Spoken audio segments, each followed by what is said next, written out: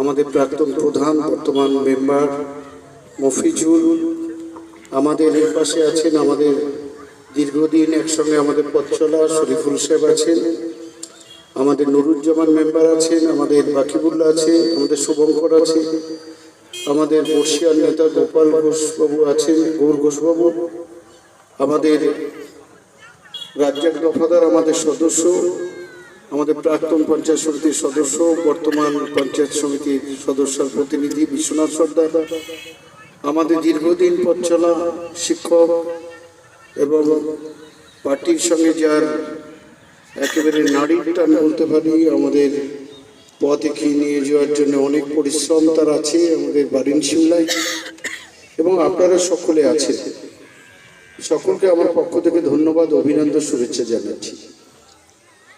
যে ইস্যু নিয়ে আজকে মিটিং এসআইআর, এটা অত্যন্ত গুরুত্বপূর্ণ বিষয়। আমাদের সাংসদ, আমাদের সর্বভারতীয় তৃণমূল কংগ্রেসের সাধারণ সম্পাদক মাননীয় অভিষেক বন্দ্যোপাধ্যায়, তিনি গত 31 তারিখ একটা ভার্চুয়াল সভা করেছেন। যে ভার্চুয়াল সভায় আমরা 18,000 কর্মীরা ছিলাম। একদিকে আমাদের সাংসদ, একদিকে আমাদের মন্ত্রী বিধায়করা, একদিকে জেলা পরিষদের সভাধিপতি, সহকারী সভাপতি, জেলা পরিষদের সদস্য,